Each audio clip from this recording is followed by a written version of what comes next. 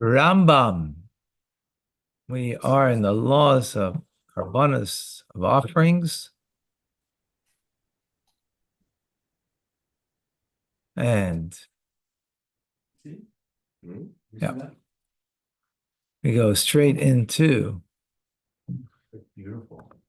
This is a fine as well too. Yeah. From the Chapter 2 of Korban Chagiga, of the offering of the holiday offerings. Women and servants are exempt from the obligation to appear before God on festivals. All men are obligated to appear, with the exception of a deaf person, a mute, and one who is emotionally or intellectually incapable of controlling himself. A minor, a blind person, one who is limp, one who is impure, one who is uncircumcised, and similarly one who is old, sick, very dainty, and spoiled to the extent that they cannot ascend by foot. What if you're taking in a carriage? All of these 11 persons are exempt. All other men are obligated to appear before God, right, by the holidays. To explain these categories in greater detail, a deaf person is exempt even if he can speak. Even if he is deaf in only one ear, he is exempt from appearing. Similarly, one who is blind in one eye or limp in one leg is exempt. A mute, even though he hears, is exempt. Tiftim and androgynous are exempt because there is a doubt whether they are female. A person who is a half servant and half free is exempt because of the side of him that is a servant. What is the source that all of the above are exempt from appearing before God? In the verse it says in Exodus, all of your males shall appear. That's what it says. Right? Yirel kol zechurcha. This excludes women. Any positive commandment for which a woman is not obligated, servants are not obligated. Moreover, when all Israel come to appear, this excludes servants. Okay. The phrase, when all Israel come to appear, implies that just as they come to appear before God, so too they come to see the glory of his holiness and the house where his presence rests. Thus, it excludes a blind person who cannot see. He is exempt even if one eye is blinded because his sight is not perfect. Interesting. The passage continues, so that they will hear. This excludes one whose hearing is not perfect, as it states, so that they will learn.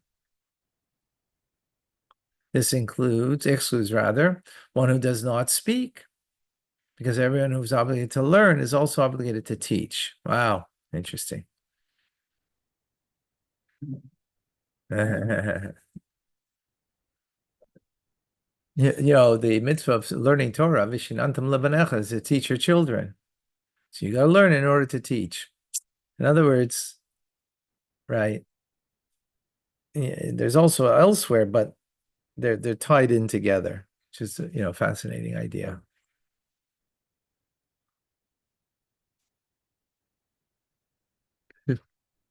So the verse says, when you ascend and appear before the presence of God, the command is directed to one who can ascend by foot.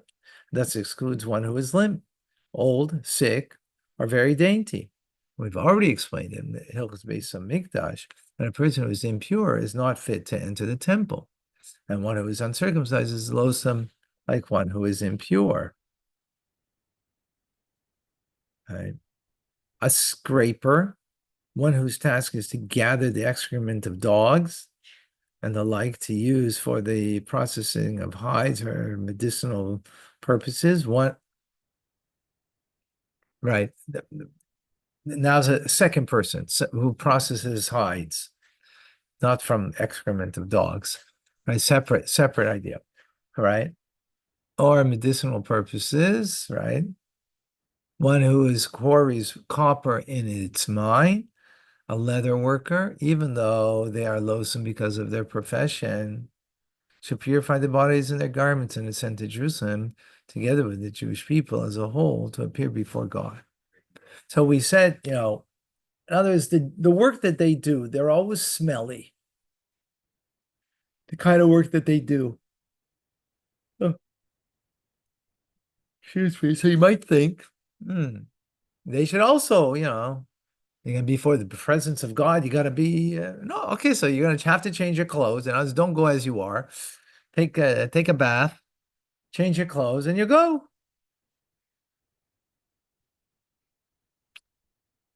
Number three, whenever a child can hold his father's hand and ascend from Jerusalem to the Temple Mount, his father's obligated to have him ascend and appear before God to train him in the observance of the mitzvahs, as implied by the phrase, all of your males shall appear.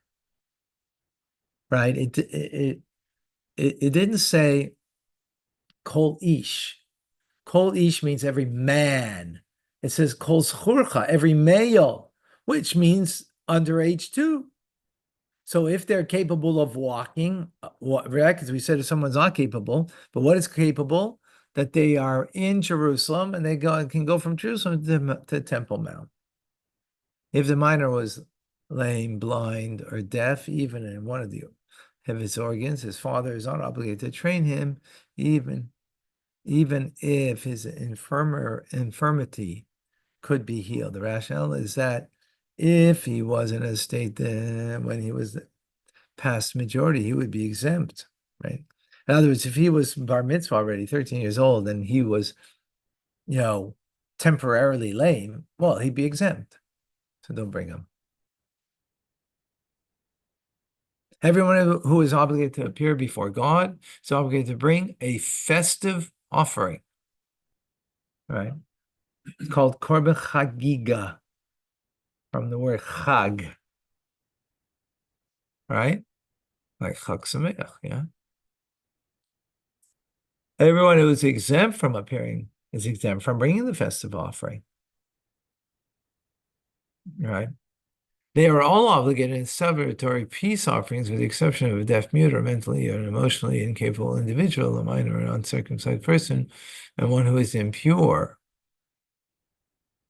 So celebratory means a korban simcha, right? A shalmei simcha. That's different than a korban chagiga. That everybody's obligated except for these individuals. Because everybody is obligated to have joy. A deaf, mute, mentally and emotionally incapable individual and a minor are exempt because they are not fit to be given any responsibility. And they are exempt from all the mitzvahs stated in the Torah. An uncircumcised person and one who is impure are exempt.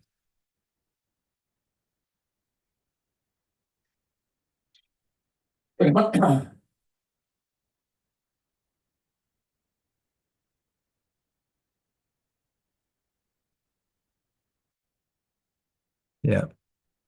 They're exempt because